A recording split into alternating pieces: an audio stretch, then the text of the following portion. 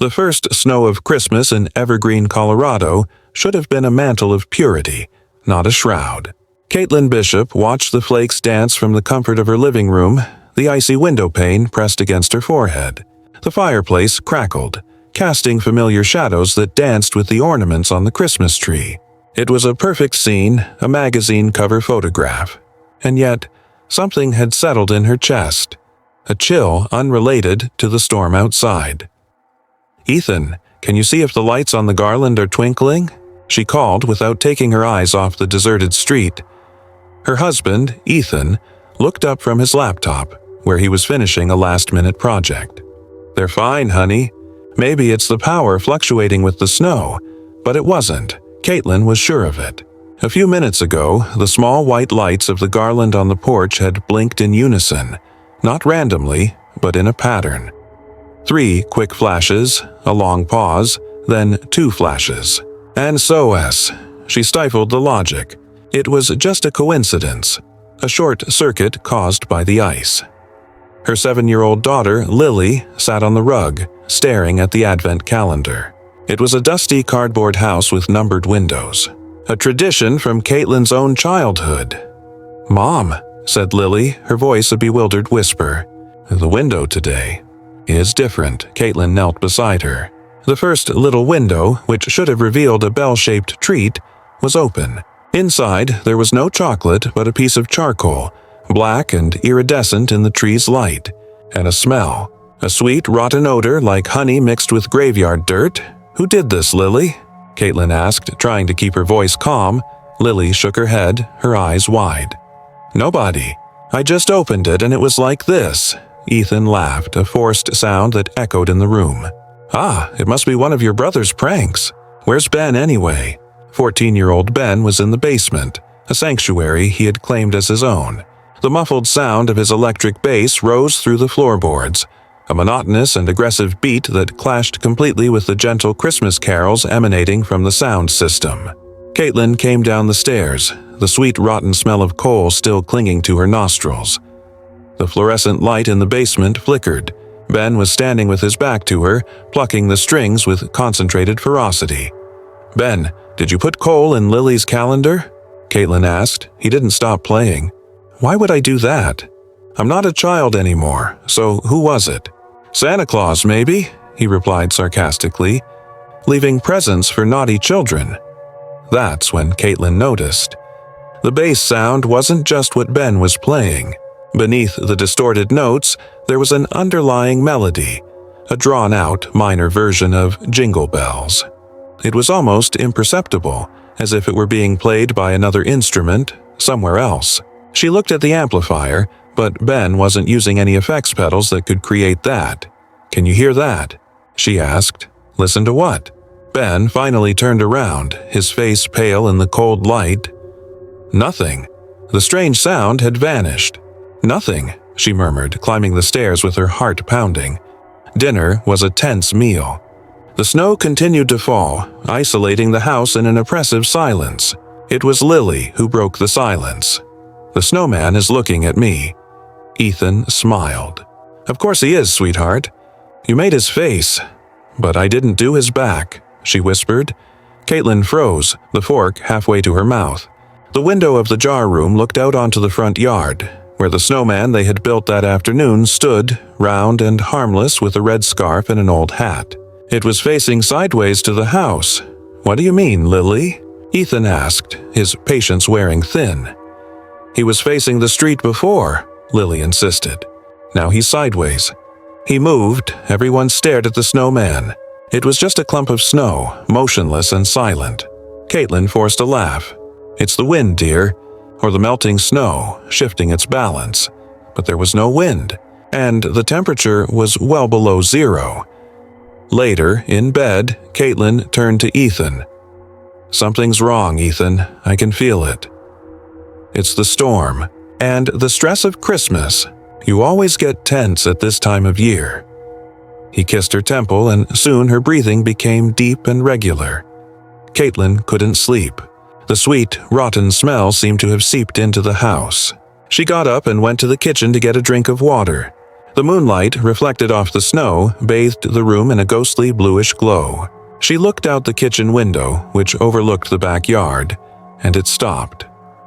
Outside, under the pale moonlight, the footprints began in the center of the garden. They were heavy, wide boot prints that sank deep into the virgin snow.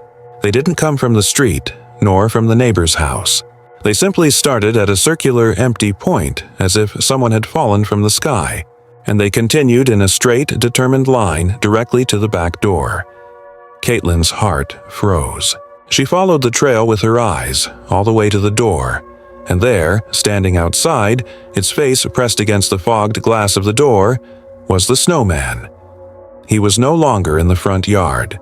He was here, his snowy body intact, the red scarf still wrapped around his neck. But his face was no longer made of charcoal and carrots.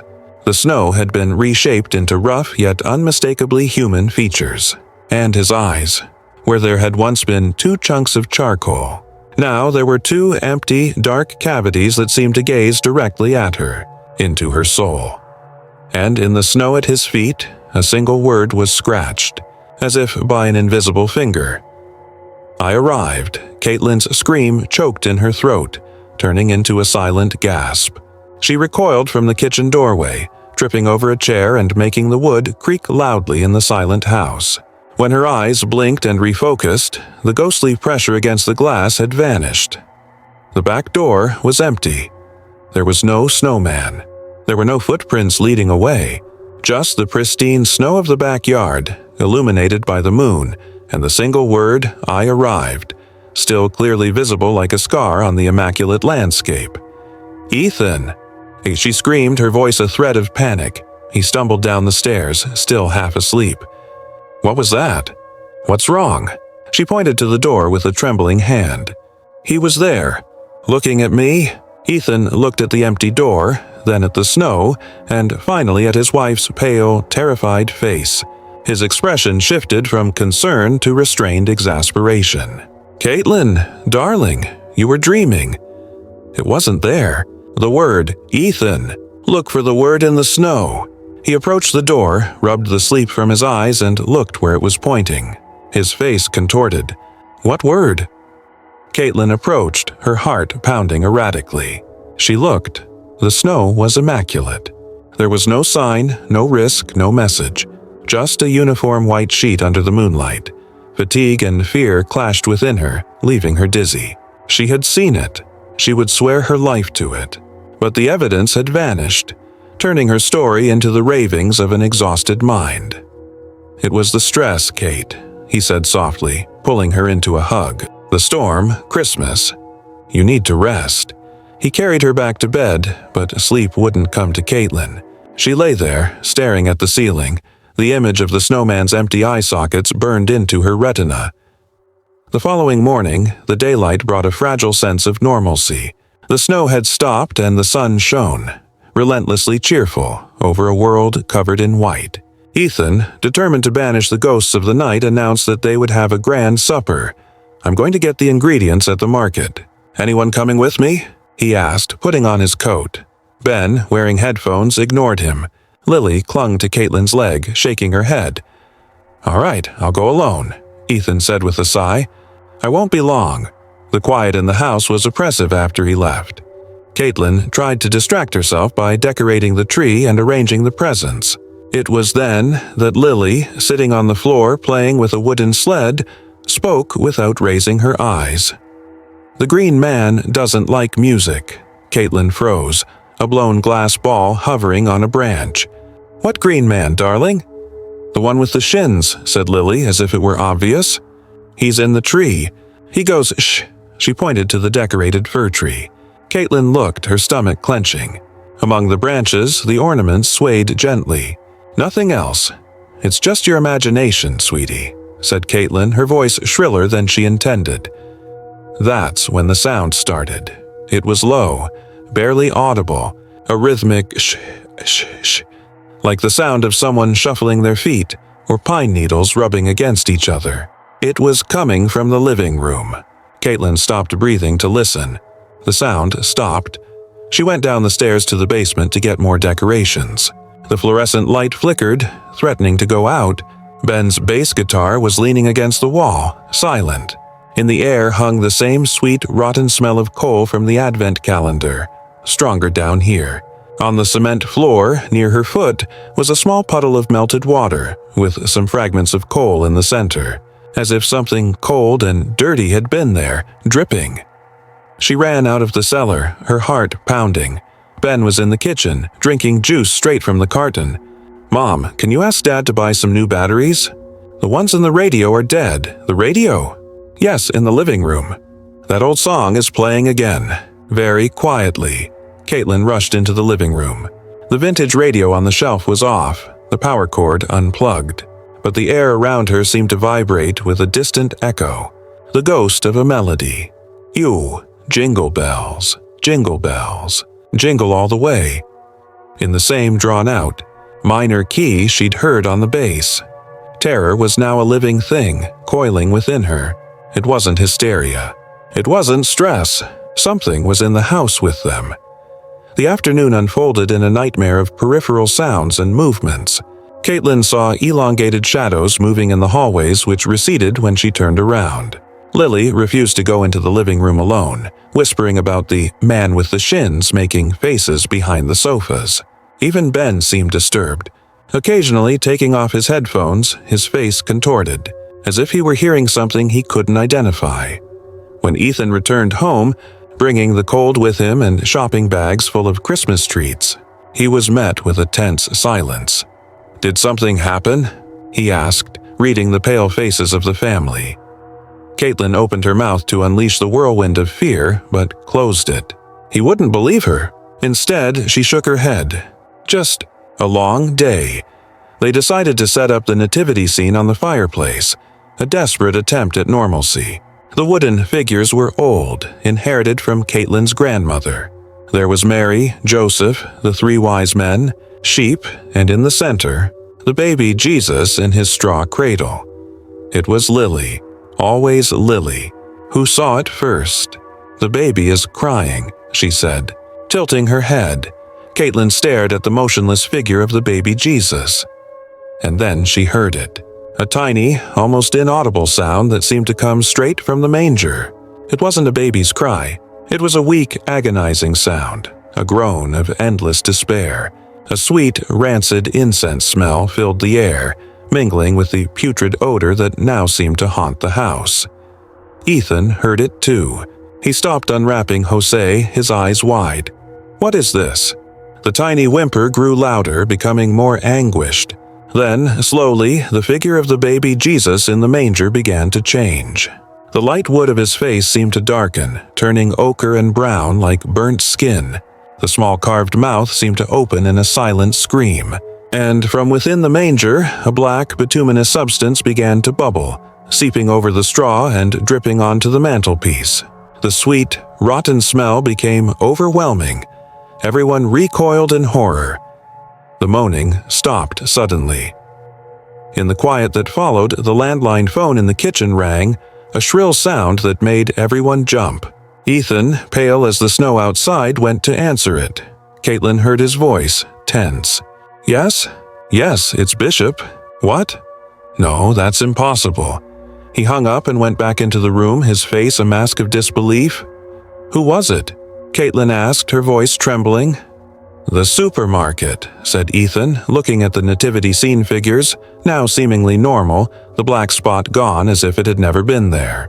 "They said that my wife had already gone there to pick up the groceries, an hour ago, and that she paid with a credit card that no longer exists. They described her. They described you perfectly, Caitlin." He stared at her, and for the first time, Caitlin saw not skepticism, but a genuine and profound fear in her husband's eyes. "What's going on in this house?" The silence that followed Ethan's words was heavier than any blizzard. Caitlin's credibility, which he had always dismissed as hysteria, was now tarnished by a concrete and inexplicable fact.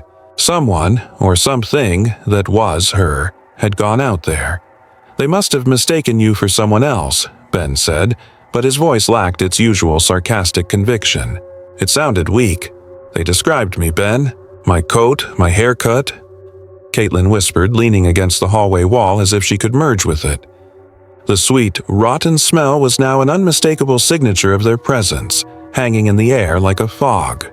"That's enough," Ethan said, his voice hoarse. He grabbed his car keys. "Let's go. Now. Let's go to a hotel." The relief was such a strong wave that Caitlin almost fainted. Action. Escape. They were going to get away.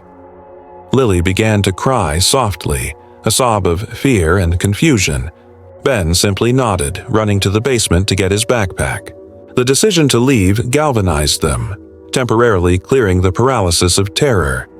As Ben climbed the stairs, a sound made him freeze. It wasn't a groan or music. It was a tear. Slow, deliberate, like someone ripping fabric with meticulous care. It came from the living room. "What is this now?" he whispered, his eyes meeting his mother's. Ethan pushed open the door to the room. The Christmas tree, once the bright heart of the house, was unlit. The lights had become dead, black wires snaking between the branches. And under the tree, where the presents had once been carefully wrapped in cheerful paper, there was a new package. It was large, almost the size of a suitcase.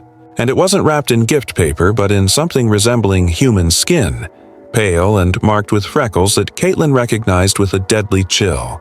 They were her freckles. The packaging was sewn together with thick black thread, like that of an old surgical suture. The tearing sound they had heard came from one of these seams, which had broken in the center, revealing a deep darkness inside the package. From inside the opening, a finger emerged. He was pale, almost gray, his fingernail dirty with soil. He moved spasmodically, exploring the edge of the tear. Lily let out a muffled squeal, burying her face in Caitlin's leg. "Good heavens!" Ethan choked, recoiling and pulling his family back. The bundle of skin moved. It swayed, as if something were turning inside it. Then, with a damp, horrible thud, the crack opened wider. A whole hand emerged, followed by an arm. The skin of the arm was a mixture of tones, patches of pale, brown, and black, like a macabre patchwork, and then a head emerged from the opening. It was a nightmare mask. The hair was Ben's, his dark, unruly curls stitched onto a thick leather piece in place of hair. The eyes were two glistening dew-covered buds, a familiar, icy blue, Lily's eyes. And the mouth, a thin, cruelly stitched line, opened into a smile that wasn't a smile, revealing small, perfect teeth. Lily's baby teeth that Caitlin kept in a little box in her room. The creature rose, unwrapping itself from its own shell. It was a gaunt, androgynous figure, a grotesque amalgam of them all. Its skin was a mosaic of their skins, its features a horrifying collage of their faces. It stood beneath the tree, staring at them without blinking. "Family," a voice hissed. It didn't come from the stitched-up mouth, but seemed to emanate from the creature itself, a voice composed of overlapping whispers. Caitlin's whisper, Ben's grumble, Lily's laugh. "It's time to exchange gifts." Ethan was the first to move. "Get out of here, now!" They turned and ran toward the garage. The air behind them grew icy. Caitlin didn't dare look back, but she heard a soft, persistent dragging sound following them down the hallway. Ethan stuck the key in the garage door lock, his hands trembling so much he could barely turn it. "Come on, come on, come on," he growled to himself. The lock clicked. He pulled the door. The garage was filthy, not with trash, but with snow. A colossal pile of compacted, dirty snow completely blocked the garage door and the car, as if an avalanche had fallen directly from the roof. But the roof was intact. The snow was simply there, filling the garage space to the ceiling, exuding an intense cold and that same sweet, rotten odor. The escape route was cut off. Outside. "The front door!" Ben shouted, running back through the kitchen. They crowded into the entrance. Ethan turning the doorknob and pulling hard. The door didn't move. He tried again, putting all his weight into it. Nothing. It was as if it were sealed shut. "Is it locked from the outside?" Caitlin asked, her voice a growing panic. Ethan ran to the living room window, grabbed a heavy glass ashtray, and struck the glass. The impact echoed, but the glass didn't shatter. It didn't even crack. He tried again, harder. Nothing. The windows were as impenetrable as the concrete walls. They were locked up, imprisoned.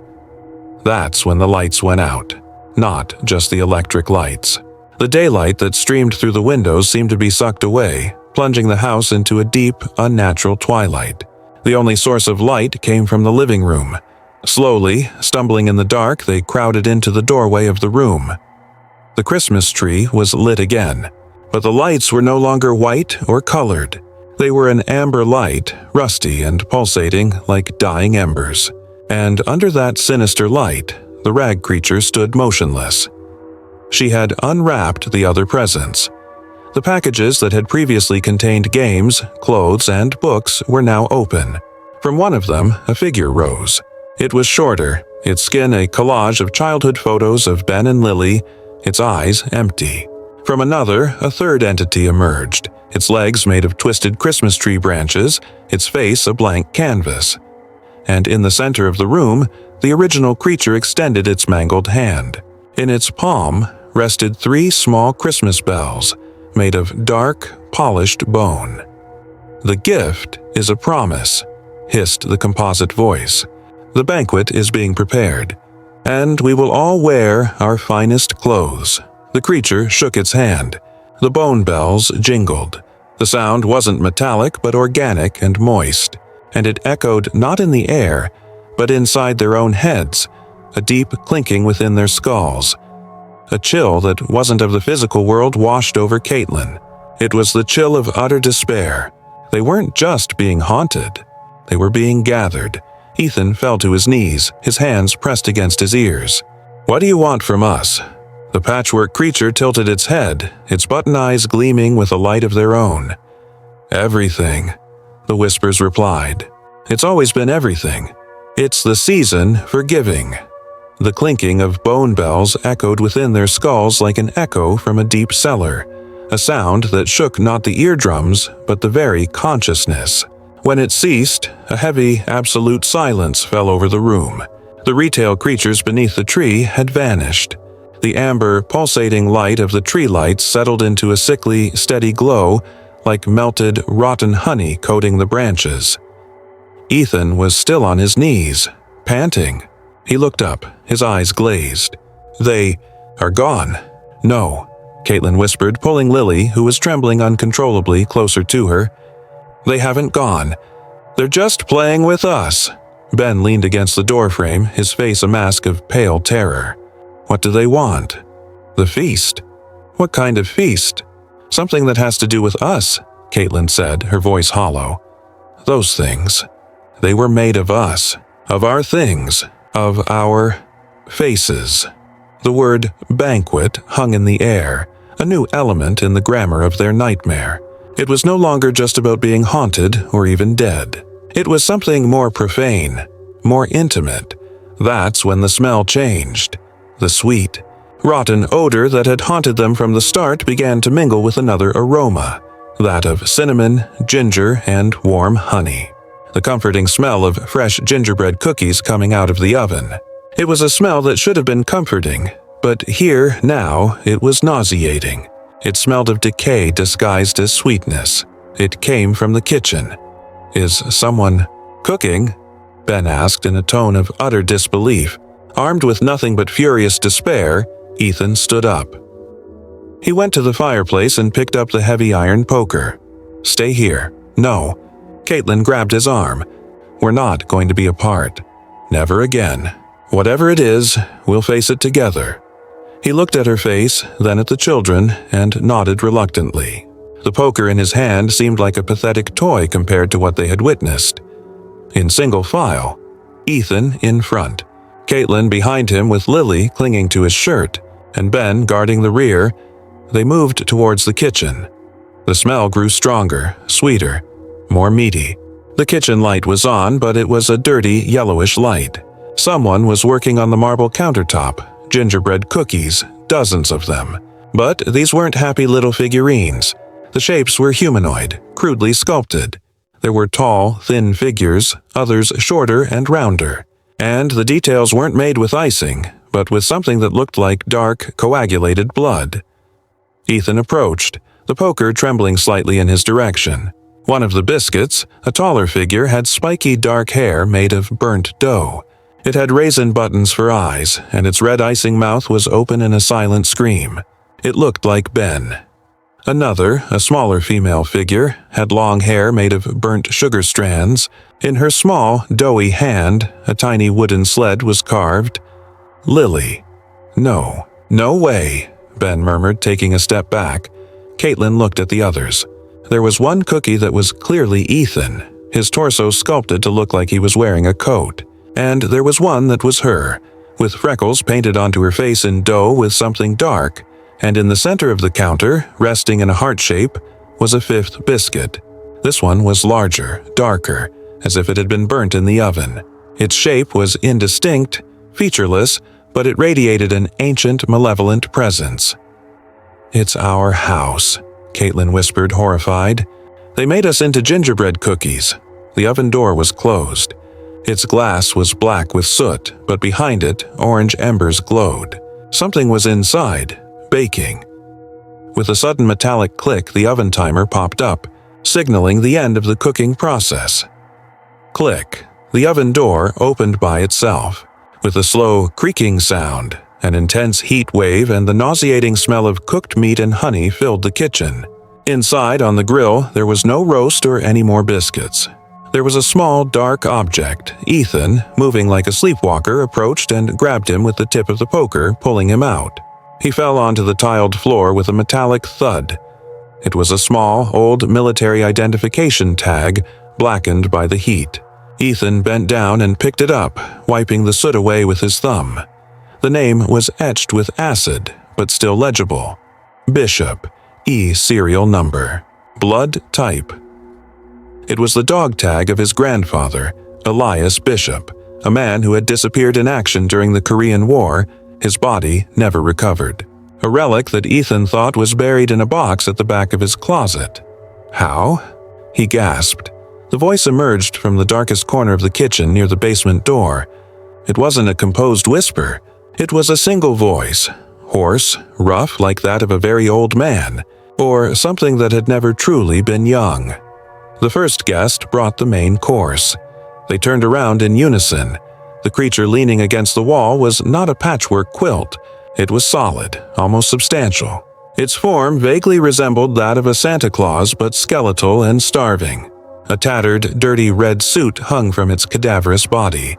Its face was hidden by a long, tangled beard, not white but the color of damp ashes. And where its eyes should have been, there were only two deep, empty sockets, darker than the night outside. It held a long, gnarled staff of charred wood. "Grandfather Winter," the thing croaked, and its mouth, hidden beneath its beard, seemed to twist into a smile. "Some call me that. Others, the host." "What did you do to my grandfather?" shouted Ethan, brandishing the poker. Grandfather Winter tilted his head. "Elias? He wasn't a guest, son. He was the offering, the seed. His family planted him in this land long ago, the sacrifice that consecrated the soil. And now, finally, the harvest is ready." The pieces of the nightmare began to fall into place in Caitlin's mind with a chilling click. The land. Ethan had always boasted about how his grandfather had left this land to them, a family legacy, a legacy stained with blood. "You built your house upon my winter domain," Grandfather Winter continued, his voice a frost in the air. "And every Christmas when the veil between your festive world and my hunger grows thinnest, I share my gift. The Christmas feast isn't about the food you eat. It's about the family that becomes food. For me. For my helpers." He held out a bony hand, pointing to the gingerbread cookies on the counter. Elijah was the first course, an appetizer. You, his descendants, are the main banquet. Your joy, your love, your bodies, everything will be shared. It is the time for giving. He struck the ground with his staff. From down below, from the basement, came a single, deep, guttural tock, tock, tock, like someone banging on a coffin from the inside. "Your grandfather is impatient," Grandpa Winter croaked. "He's eager to meet the family." The knocking from the basement echoed in the kitchen. a metronome of madness hammering in the same rhythm as their hearts. Knock, knock, knock. Grandfather Winter remained motionless, his skeletal form seeming to absorb the little light that remained, a black hole of hunger dressed as Santa Claus. "Elijah is anxious," Grandfather Winter repeated, his voice a hiss of icy wind. "He has waited so long for this family reunion." Ethan stared at the entity, the iron poker now an anchor of sanity in his trembling hand. The terror that had consumed him had transformed into something cold and solid, an ancient fury. This was not just a monster. It was the devourer of his grandfather, the butcher of his lineage. "You're not going to touch my family," Ethan growled, and his voice didn't tremble. Grandpa Winter made a sound that could have been a laugh, a dry creak of breaking branches. Bravery. Elias had it too. It's a wonderful spice. Talk, talk, talk. The beat was louder, more insistent. Caitlin pulled Lily, whose face was buried in her coat, back. "Ethan," she whispered a warning, but Ethan didn't back down. The revelation had transformed him. The house wasn't a violated refuge, it was an altar, and they were the offerings. And he refused to be a dish served. What does he want? Ben shouted, his hands clenched, staring at the basement door. "What does Grandpa want?" Grandfather Winter tilted his head, his empty eye sockets fixed on Ben. Was the sacrifice voluntary? No, hunger consumes. But the seed holds a spark of what it once was. It wants to be free. Or join the feast. He extended a bony hand toward Lily. The sweetness of the younger ones. It longs for it. That was the cue. Ethan didn't think. He acted. With a cry of pure rage, he lunged forward, brandishing the iron poker like a club, aiming at the creature's hooded head. Poker went straight through the air. Ethan stumbled and fell to his knees, the clanging gun against the tiles. Grandpa Winter was no longer in the corner. His voice came from the kitchen table, where the gingerbread cookies lay. Violence at Christmas? So rude. Ethan looked up. The entity was now on the other side of the kitchen, its form seeming to glide without moving. It was intangible, a ghost with an overwhelming physical presence. Talk, talk, talk. The sound was now accompanied by a creaking of wood. The basement door was rattling slightly on its frame. "He's getting stronger," Caitlin said, her terror giving way to a keen instinct for self-preservation. "With each hit, he gets stronger. He's the original sacrifice. He's the key." Her words lit a light bulb in Ben's mind. He remembered history lessons, ancient myths. The first spell, the first victim. She traps the rest. He ran for the basement door, ignoring his father's warning shout. "We have to stop the banging." "Ben, no!" Ethan shouted, standing up, but Ben was already at the door, his hands pressed against the wood. The door was cold, and the wood pulsed beneath his palms like a living heart. "Grandpa!" he cried, his voice breaking. We're so sorry. We didn't know." The drumming stopped. A sudden, absolute silence fell over the house, more frightening than any sound they had ever heard. Even Grandfather Winter seemed motionless, his head tilted in curiosity. Then a new voice emerged, not from the basement, but from within their own minds, weak and distant, like a radio signal from a long-lost station. "Don't let him use me." It was the voice of an old man, filled with infinite suffering. The voice of Elias Bishop. "Hunger. He uses my hunger to find yours," Grandfather Winter roared, a sound like a howling, angry wind. Silence. The coal, in the calendar, wasn't a warning. It was a gift. Caitlin understood first. Her gaze darted to the living room, to the forgotten Advent calendar. The lump of coal, the universal symbol of a bad child. But also, coal was pure carbon. Under extreme pressure, it transformed into diamond. Under fire, it burned, but it also provided heat. It was a transformative substance, the coal. She shouted at Ethan, "It's not a curse. It's a tool." The only thing he gave that was real. Ethan ran into the room and grabbed the calendar. He tore off the small window number 1 and picked up the iridescent piece of charcoal. It was surprisingly heavy and cold in his hand. Grandfather Winter took a step back, his disdainful posture replaced by reptilian caution. "Yes," whispered Elijah's voice in their minds.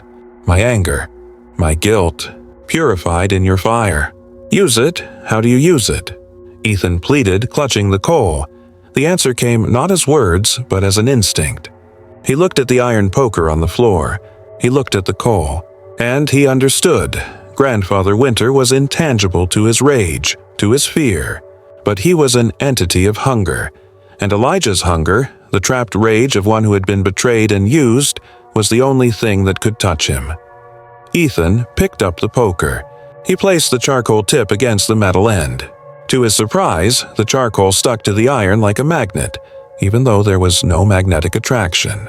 It was a supernatural adhesion. Grandpa Winter let out a howl of pure fury. The lights in the house flickered violently. The gingerbread cookies on the counter began to tremble and crack. "You will not steal my feast." Oh, the entity roared, and for the first time it moved towards them, not gliding but advancing, its charred wooden staff raised like a weapon. Ethan felt a heat run through the poker handle. The charcoal began to glow with a deep red light, like embers. It didn't burn his hand, but he could feel decades of anger, guilt, and despair from his grandfather flowing through the metal, a purifying and destructive energy. When Grandfather Winter drew near, his staff hissing toward Ethan's head, Ethan turned and swung his poker. Iron and glowing charcoal met charred wood. The impact didn't produce a physical sound, but a wave of absolute silence that shattered the house's windows. The light exploded in a blinding white and gold flash. Grandpa Winter's scream was that of a collapsing universe, a sound of infinite hunger being denied. When Ethan's vision returned, Grandfather Winter had disappeared. The sweet, rotten smell had dissipated. The kitchen light returned to normal. On the counter, the gingerbread cookies were just burnt, harmless biscuits. The poker was cold in his hand. The piece of coal had disintegrated into black dust. And then the basement door opened with a soft creak. Not by a hostile force, but as an invitation. The darkness below was absolute but no longer threatening. It was a darkness of final peace. Elijah's voice echoed in their minds one last time, now soft and weary. "Thank you. Now, I can rest." But his hunger is eternal. He just retreated. Beware of the solstice. Silence returned. The oppressive presence was gone. They were alone, in a ruined house with the door open to a basement that now held only a solved secret and a new warning. The banquet was postponed, but not cancelled. Peace was a 5-minute illusion, as the Bishop family gasped, staring at the open basement door that now exuded only the silent emptiness of an open tomb. The first sound of return was not a howl of fury, but a crack. A single dry crack coming from the living room. Lily, still buried in Caitlin's coat, was the first to react. She lifted her head, her eyes swollen and red. "The tree," she whispered. They crowded into the doorway. The Christmas tree, once the epicenter of the sickly light and apparitions, was extinguished. Dead. The lights were black, inert wires. And at its top, the angel Caitlin had so carefully placed, a porcelain figure with white feathered wings and a serene smile, was decapitated. The porcelain head lay in pieces on the carpet, and the body was still attached to the top of the fir tree, leaning to the side like a hanged man. The cracking sound had been his neck breaking. "It's not over," Ethan said, his voice hoarse. He was still holding the poker, now just a cold piece of metal. He just backed down. And we hurt him. "The solstice," Caitlin reminded everyone, her grandfather's final warning hanging in the air. "When is it?" Ben, always with his cell phone, pulled it out of his pocket.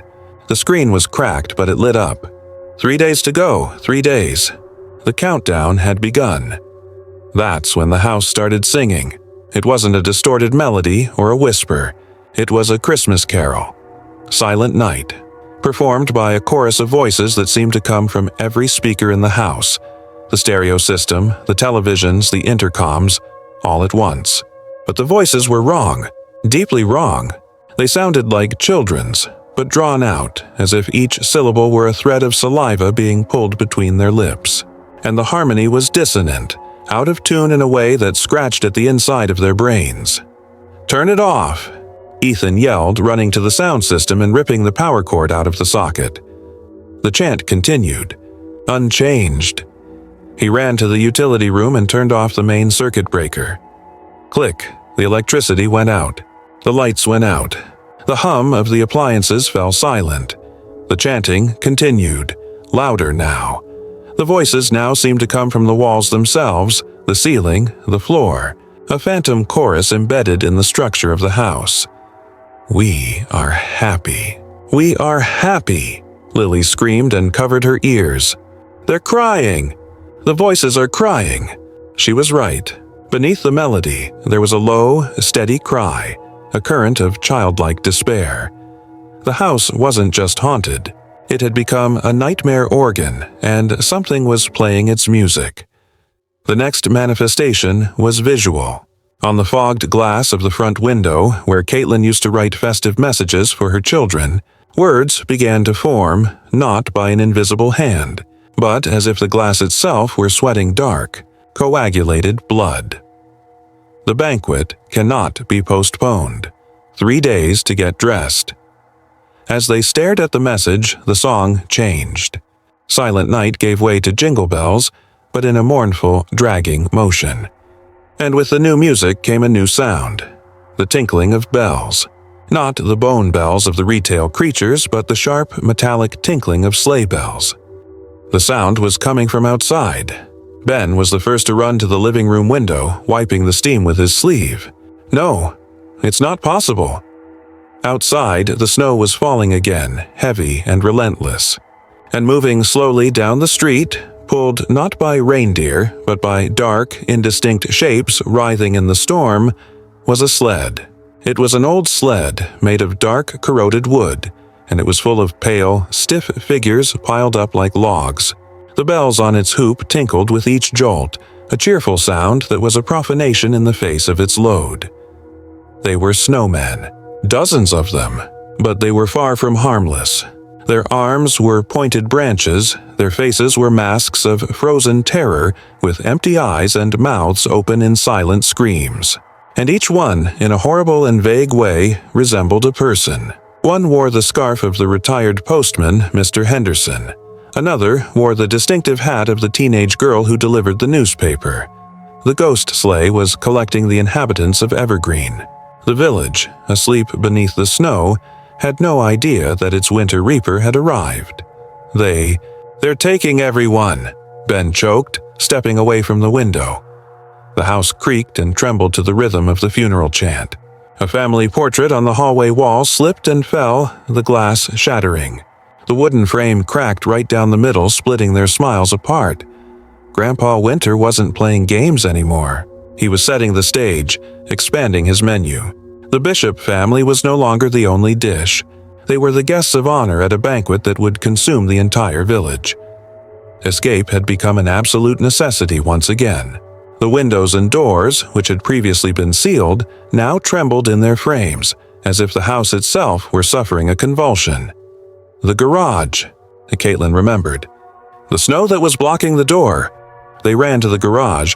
The inside door was open. The monstrous pile of snow that had blocked the front door and the car had melted. Not into water, but it had simply vanished, leaving behind only the damp cement floor and their SUV covered in a thin layer of frost. It was a trap. So obvious it hurt. An open path. "That's what he wants," said Ethan, holding the door. "He wants us to run away. Into the storm. To that sled. And what's the alternative?" Caitlin shouted from above the corner of the walls. "Stay here and go crazy until he comes back and takes us away?" Ethan's eyes met hers. The exhaustion, the fear, the anger, it was all there. "We're not going to the road. He owns the road." He looked at the garage floor, at the hatch leading to the crawl space of the house. "We're going downstairs." to the basement. "But it's empty," Aunt Ben protested. "No," said Ethan, a dark glint of understanding in his eyes. "Grandfather has rested. But the house was built upon his winter domain. The answer isn't in fleeing the house, it's in its foundation. If we want to break the curse, we have to go back to where it all began." The chanting on the walls reached a dissonant climax, making everyone's teeth chatter. Outside, the tinkling of the bells stopped abruptly. The sleigh had stopped in front of his house. Ethan pulled open the heavy hatch of the crawl space. The darkness below smelled of damp earth, old age, and something metallic and sweet. Without a word, he went down first. Caitlin followed, pulling Lily along. Ben, casting one last terrified glance at the garage door, went down last, pulling the hatch shut behind him, sealing them in the earth beneath their house, while the sound of heavy footsteps dragging in the snow echoed outside the garage door. The darkness beneath the house was absolute, heavy and damp. The air was thick with the smell of wet earth, ancient decay, and the lingering sweet metallic odor they now recognized as the breath of Grandfather Winter himself. The ghostly chanting of the walls of the house above them was muffled, transformed into a distant, menacing hum, like that of a buried swarm of insects. "Does anyone have a cell phone?" Caitlin whispered, her voice swallowed by the earth around her. Ben's screen lit up, a flimsy flashlight cutting through the darkness. The beam of light revealed a cramped space, grimy with cobwebs, with concrete support pillars emerging from the ground like the bones of a sleeping giant. The earth beneath his feet was loose and damp. "Where are we going?" Lily asked, her small cold hand squeezing Caitlin's. "To the center," Ethan said, his voice firm but low. "Where the house touches the earth. Where my grandfather was planted." He led the way, bent over, almost bending, the iron poker ready in his other hand. The light from Ben's cell phone danced on the support beams, the ducts, and the cables, casting shadows that writhed like bony fingers. The sound of footsteps shuffling in the snow had ceased, but a new sensation had taken its place, that of being watched very closely, by something that shared this cramped space with them. They had advanced perhaps 20 meters when the light revealed something that didn't belong there. Instead of the concrete foundation wall, there was a rough, uneven stone wall, much older, like the foundations of a long-vanished house. In the center of this stone wall, there was a low, arched opening, more like the entrance to a dungeon than anything of modern construction, and a stream of cold air came out of it, carrying with it the sweet, rotten smell in its purest and most concentrated form. "What is this?" Ben whispered, shining the light into the dark opening. This wasn't part of the house's original plans. "His winter domain," Caitlin replied, a chill running down her spine. "That's what Ethan inherited. That's what was here first." Ethan knelt down, looking into the dark tunnel. "This is where we have to go." He didn't wait for an argument. He crawled to the opening, disappearing into the darkness.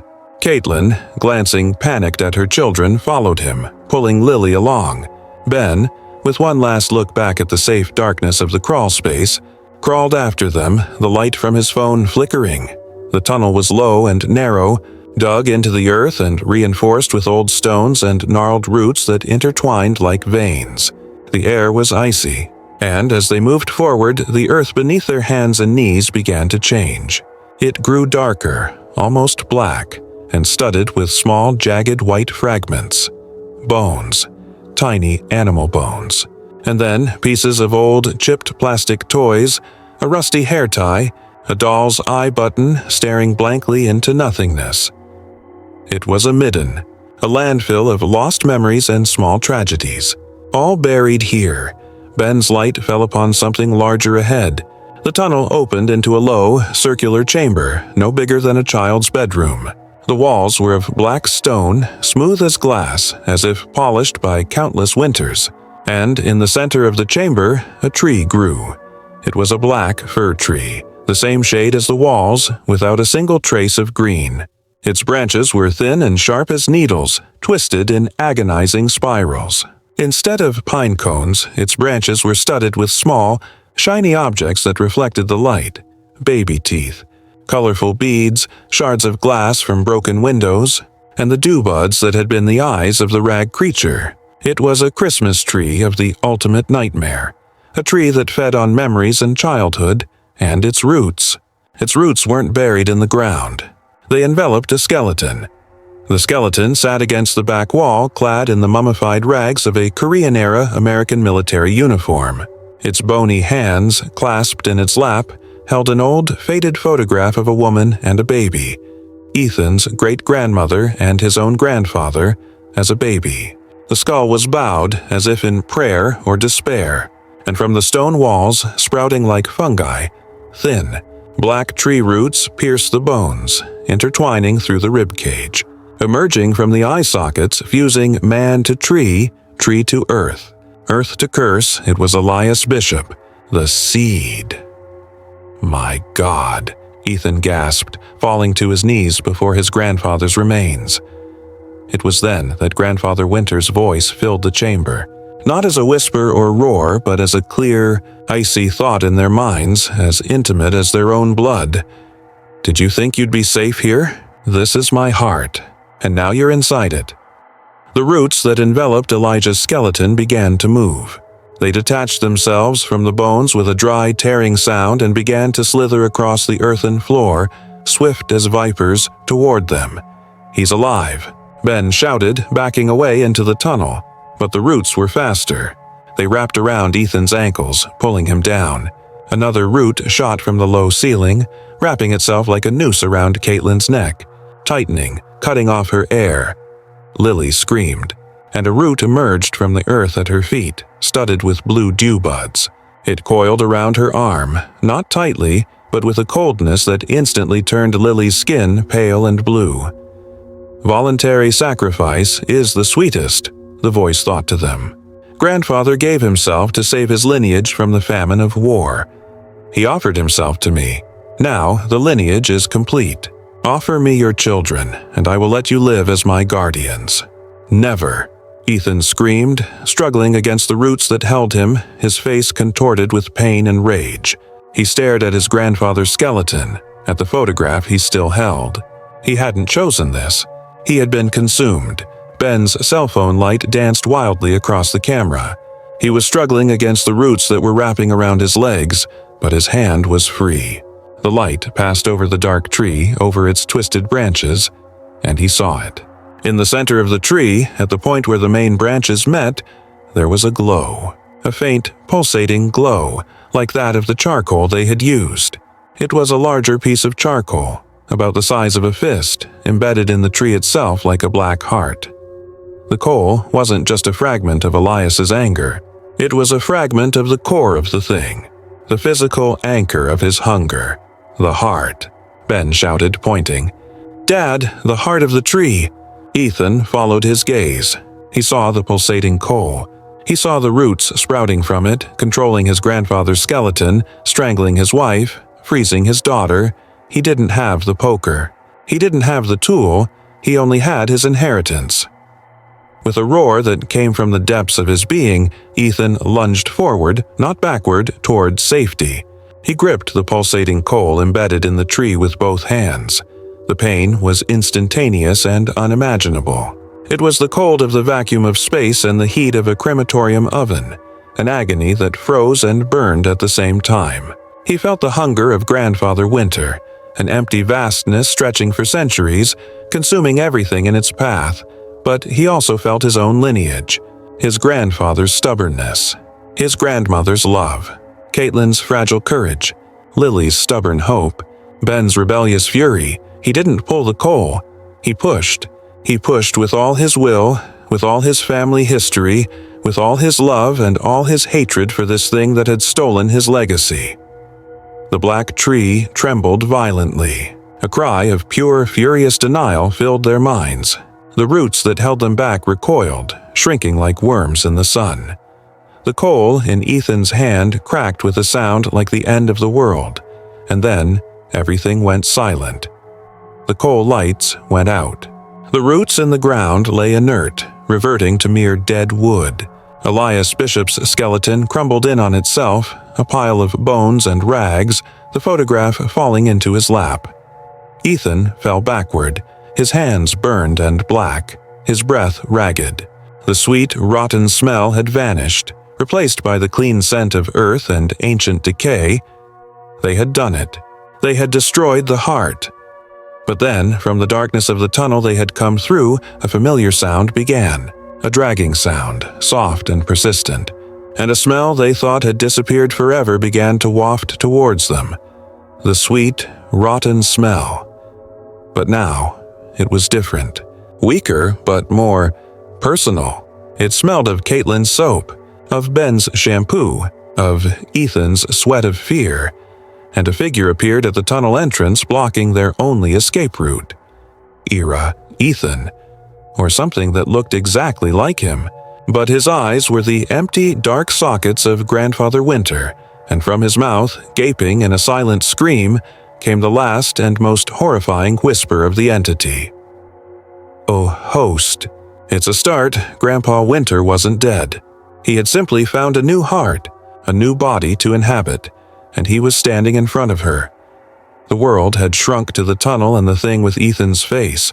Its eyes, dark and endless pits, held them captive in a gaze that sucked away warmth, hope, even the air. The sweet, rotten smell emanating from it was a distorted version of Ethan's familiar odor. Sweat, coffee, the cheap cologne he wore, now corrupted by the underlying rot of Grandfather Winter. "Dad?" Ben whispered, his voice trembling, the phone's flashlight flickering in his hand, illuminating the familiar face transformed into a mask of horror. The doppelganger's mouth opened, and the voice that came out was a guttural amalgam of Ethan's and the hiss of the icy wind. "Father, husband, son, they're just clothes.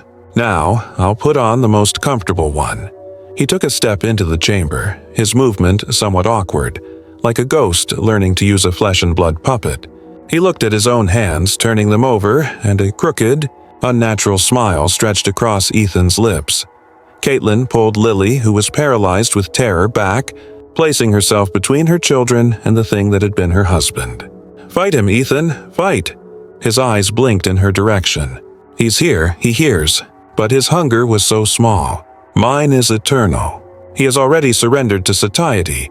Ethan, the real Ethan, had not given up. He was drowning, trapped in a sea of alien hunger, a frozen vastness that threatened to extinguish his very being. But a stubborn point of light persisted. The image of Caitlin dancing in the kitchen, the sound of Lily's laughter, the muffled beat of Ben's bass. They were his anchors, tiny beacons in an infinite darkness. He felt his body move against his will, his muscles obeying an alien mind. No, he thought, a fragment of pure will. My family. His right hand, which was holding the imaginary poker, clenched.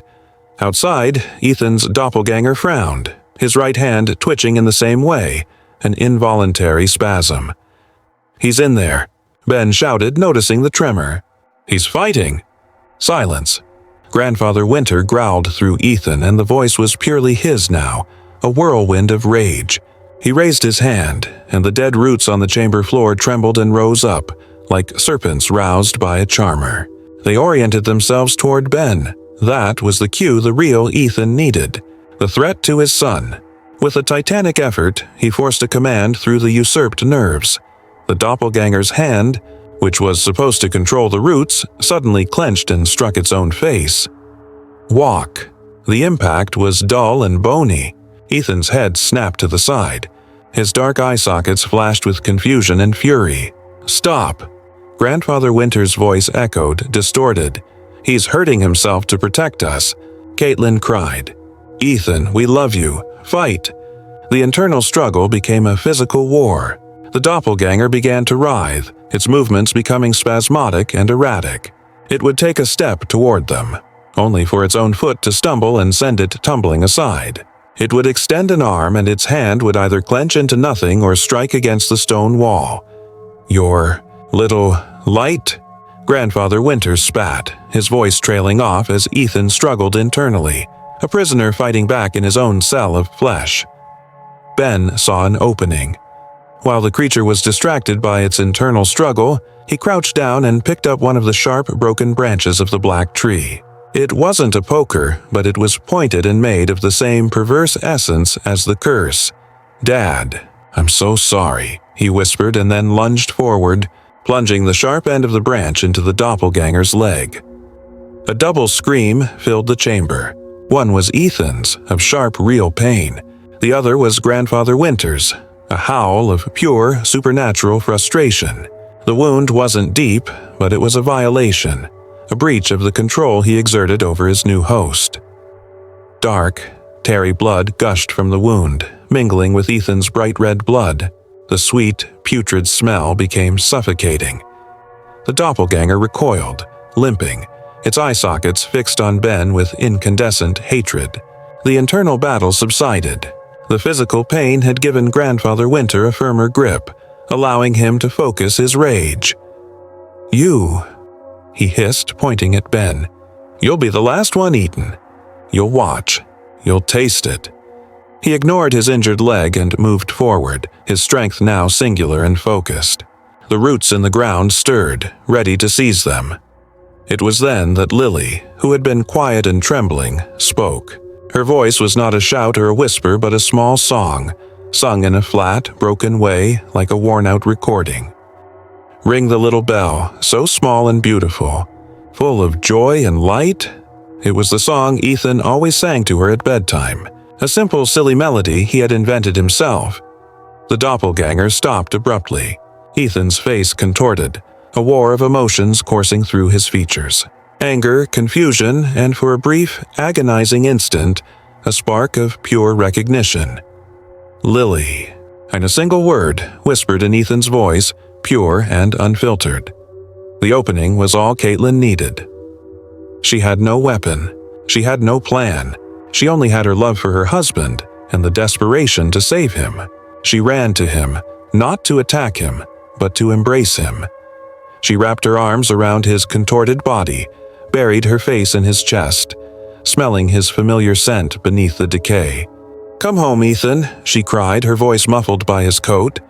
"Please, come home," Grandfather Winter roared inside Ethan's head, a sound of torment and fury. The possession was strong, but it was new. It hadn't eradicated Ethan. It was suffocating him. And his wife's love, his daughter's song, his son's courage. These were spasms in the host's heart, contractions the entity couldn't fully control. Ethan's body began to tremble violently. He fell to his knees with Caitlin still clinging to him. Her hands tightened behind her head, her fingers digging into her hair. "Get out!" he screamed, his voice a cacophony of two beings, man and monster, merged in agony. "Get out of me!"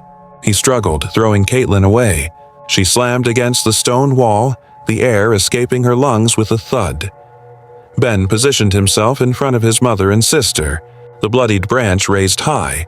Ethan, on his knees, panting, lifted his face. The dark eye sockets were still there, but now they were filled with black, bituminous tears that streamed down his face. His mouth opened and two voices came out at the same time, one overlapping the other. "Run away." Ethan. "Stay." Grandpa Winter. "Please." Ethan. "For the banquet." Grandfather Winter. The fight was not won, but a horrible and unstable truce had been reached. Grandfather Winter was still in control, but Ethan Bishop, the father, the husband, had not gone away. He was a prisoner in his own body, forced to watch, and the struggle for his body and soul was now the central stage of his nightmare. And worst of all, looking into her husband's tear-filled eyes, Caitlin didn't know whether she should try to save him or destroy him. The silence in the chamber was heavier than the stone that surrounded them. Ethan, or the thing he had become, remained on his knees, his body a visible battlefield. A tremor ran through his limbs, his muscles contracting in random spasms. His hands, now with black broken nails from digging into his own head, opened and closed on the earthen floor. The black tears had dried, leaving dirty trails on his pale face, but the dark eye sockets still gleamed with an intelligence that wasn't his own. "Ethan?" Caitlin called, her voice a whisper in the dim light. She kept her distance, a protective arm around Lily, who huddled behind her. His head slowly lifted. The voice that came out was a stifled hiss, as if two people were holding a single vocal cord. "He wants me to apologize." His mouth twisted into a horrible, involuntary smile. For the trouble. Ben gripped the bloodied branch like a crutch against a vampire. What does he want, Dad? Tell us. The dark eyes blinked toward his son. He doesn't want to. The hiss continued, Ethan's voice struggling to form the words. He's hungry. That's what he is. Like asking a fire. Not to burn. Ethan's body convulsed, and he spat a thick, black spittle onto the floor. He sees the memories. Lily's first Christmas. The base I gave you, Ben. Our honeymoon, Kate. His face contorted in agony. He finds it. Delicious. It was the ultimate torture. Grandfather Winter wasn't just possessing Ethan.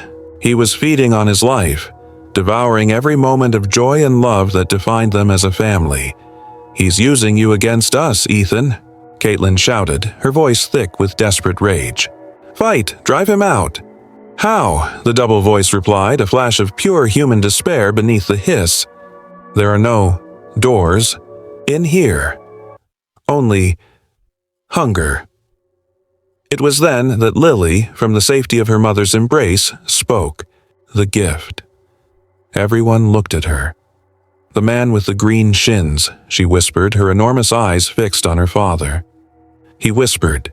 He said the only gift the gingerbread man can't take is one you don't want to give. The room fell silent for a moment as the strange logic of a child cut through the noise of horror. The green man with the shins, the mangled entity hiding in the tree, one of Grandpa Winter's creatures. Why would she give advice? The piece clicked into place in Caitlin's mind. Grandpa Winter was a consumer entity. He took. Hunger was his essence. The creatures he created, the snowmen, the scraps of fabric, the gingerbread cookies, were extensions of that hunger, but they were things, not the source. Perhaps, at a fundamental level, they too were slaves. Perhaps a residual part of them, an echo of what they were stolen to create, envied those who had not yet been consumed. He can't take what isn't offered, Caitlin breathed, looking at Ethan. He feeds on our fear, our struggle, our will to survive. That's what strengthens him. Ben understood. It's like a vampire. You have to invite it. No. Grandfather Winter's hiss grew sharper, an alarming sound. Ethan's body rose abruptly, his posture becoming more rigid, more controlled. Ethan's spark was being stifled again. Silly, children, what don't we want to give? Ben pressed, his mind spinning. We don't want to give our lives. We don't want to give you, Dad. Ethan stepped forward, his face a mask of coldness. So he is going to take it. Caitlin looked at her husband, into the darkness where his gaze used to be, and understood. There was only one thing they possessed that Grandfather Winter coveted, but which by its very nature he couldn't simply take. It had to be given. The surrender. Not a physical surrender, but a surrender of the soul. The acceptance of the banquet. And she saw the only possible move. A horrible, desperate gamble. Okay, Caitlin said, her voice suddenly calm. Ethan stopped. Ben looked at her as if she had gone mad. Mom? All right, she repeated, lowering her arms. She looked directly into his dark eye sockets. We give up. You win. You can take us. You can make the banquet. The effect was immediate. Grandfather Winter's rigid posture wavered. His hunger, which fed on his resistance, suddenly lost its flavor. The hissing faded into a confused noise. What? You heard, Caitlin said, walking slowly toward him. We stopped fighting. We accepted our place at your feast. We offered ourselves. She was a step away from him now. She could feel the cold emanating from his skin. She reached out, not to strike him, but to touch his face. And, as a final gift, she whispered, her own tears finally flowing clean and warm. I give you my husband. I release him. You can have him. It was the complete opposite of everything the entity understood. It was a gift that was poison. A gift of surrender that, when given freely, became useless to a hunger that thrived on taking. Ethan's body recoiled as if it had been burned. No! The scream was one of pure supernatural panic. Lies! Within the prison of his own mind, Ethan felt the entity's claws falter. The hunger, confused, retreated for a microsecond. And in that microsecond, he acted, not to fight, not to push, to pull. If the only way to win was not to fight, then the only way to expel the parasite was to invite it in completely, to merge with it, to accept it as part of oneself. He opened his mind, his soul, not in surrender, but in a terrible, final embrace. "Do you want my hunger?" he thought, gathering all his pain, his love, his fear, his anger. Take it all. Become Ethan Bishop. Grandfather Winter, unbalanced by Caitlin's offer and now confronted with a voluntary assimilation, not resistance, screamed. It was the sound of a predator suddenly choking on its prey. The darkness within Ethan was no longer an external force occupying him. It was himself, dissolving into the vastness of what he was. His memories, his traumas, his stubborn love for his family flooding the singular consciousness of the entity. The dark sockets in Ethan's eyes blinked violently. For an instant, they became Ethan's familiar brown eyes, filled with superhuman pain. Then they turned completely white, blind, and empty. He opened his mouth, and a single jet of black, shimmering substance, like liquefied night stars, shot from his throat, dissipating into the air with a final sigh. The sweet, rotten smell evaporated, and then Ethan Bishop fell to the ground, unconscious but breathing. Alone in his own skin, the curse had been broken. Not by force, but by acceptance. They had given Grandfather Winter the only gift he could not accept, his own will. The silence that followed was different. It was the silence of the end. But then, from the tunnel, a final voice echoed, weak and distant, the voice of the green man with the shins. The host has departed, but the invitation remains until the next solstice. The house will remember they were free, but the hunger was eternal. And the house, now imbued with their memory, would never be the same again. The first thing Ethan remembered was the silence. Not the oppressive silence of the possessed house, but a deep, empty silence, like that of a seashell held against the ear after a storm. He opened his eyes. He was lying on the living room sofa, wrapped in the blanket Caitlin kept for movie nights. The early morning light streamed through the window, clean and golden, illuminating the dust dancing in the air. The house was intact. The Christmas tree, now devoid of any decoration, leaned against the porch, waiting to be taken down. Broken windows had been covered with wood. There was a ghostly normalcy in the air, as unreal as the nightmares they had lived through. "You are awake." Caitlin's voice was soft, but heavy with a weariness that seemed to have aged her 10 years. She sat in a nearby armchair watching him, her eyes marked by dark circles. "For how long?" His voice came out rough, a grating whisper. "2 nights," she replied. Ben got a phone signal the next morning. The storm passed. The electricity came back.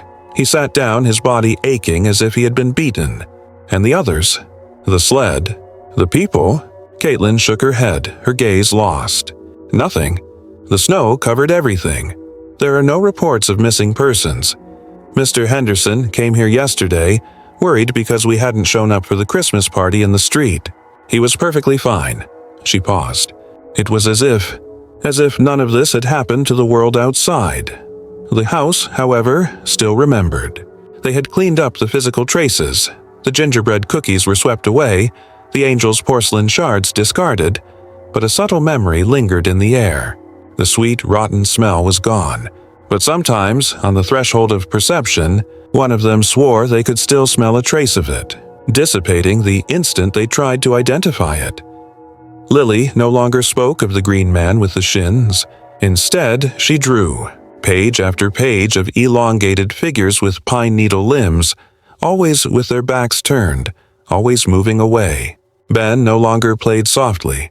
The sound of any music, even the most cheerful, made him shrink back as if he were expecting a phantom dissonance. Ethan tried to return to work remotely, but the words on the screen danced before his eyes. The memory of a hunger that wasn't his, the feeling of having been a host, a vessel, that remained. An emptiness that had once been filled by something ancient and voracious. He looked at his hands and for a moment saw them black and studded with charcoal. 1 week after the solstice, the first anomaly occurred. Ethan was awakened by a sound. A soft, rhythmic shh, shh, shh. The sound of shins. His heart froze. He got out of bed and followed the sound into the hallway. He stopped in front of Lily's room. The sound was coming from there. With his heart pounding, he opened the door. Lily was fast asleep. On her desk, her small star projector spun slowly, projecting constellations onto the ceiling. The base of the cheap plastic projector creaked slightly with each rotation. Shh, shh, shh. Ethan turned it off, his hands trembling. It wasn't the man with the shins. It was just a toy. But the sound was the same. The house was remembering, and it was using itself to remind them. Another night, it was Caitlin who saw it. She went downstairs to get a drink of water and saw, on the kitchen counter, a single wet footprint the size of a child's boot, made of melted snow. She touched it. The counter was dry. Just a trick of light and shadow, she insisted to herself. But he didn't come back for another drink that night. The house didn't want to hurt them. Not in the same way. It whispered. It remembered. It was a living memorial to what had happened there, and they, its inhabitants, were the unwitting guardians of that trauma. The decision was made quietly, without any need for discussion. A month after Christmas, they began packing. None of them wanted to stay in that house, which still breathed the echoes of its near end. But, at the same time, a terrible responsibility rested upon them. Could they simply sell the house, put another family on that doorstep, unaware of the invitation that still lingered at the solstice? Would they be complicit if they did so? It was Ben who found the answer, frantically searching the internet for any myth, any legend that resembled Grandfather Winter. "Guards," he said one night during dinner. His eyes were feverish. In some stories, after a curse is broken, someone has to stay. To make sure it doesn't return. To rekindle the flame that keeps it away. They exchanged glances around the table. The idea was terrifying, and it was also the only one that made sense. They wouldn't sell the Bishop house. They would close it down. They would turn it into an empty fortress, a sentinel against the return of a hunger that could not be satisfied, only contained. The last day at the Evergreen house was silent. The suitcases were in the car. The afternoon sun cast long shadows across the empty rooms. The family stood in the living room, now devoid of any trace of Christmas. "He'll be back, won't he?" Lily whispered, holding her father's hand. "Grandfather Winter is eternal, my dear," Ethan said, his voice strangely calm. "But now so are we. Our memory is what keeps him out." They left, locking the door. Ethan did one last thing. From his bag, he took out a single object. The piece of charcoal from the Advent calendar, now reduced to little more than dust, which he had collected in a small plastic bag. He tucked it under the threshold of the front door. A final gift. A warning. An anchor. As they drove away, neither of them looked back. They knew what they would see. A beautiful silent house waiting for winter. And they knew what they would feel. Not relief, but the weight of an unspoken oath.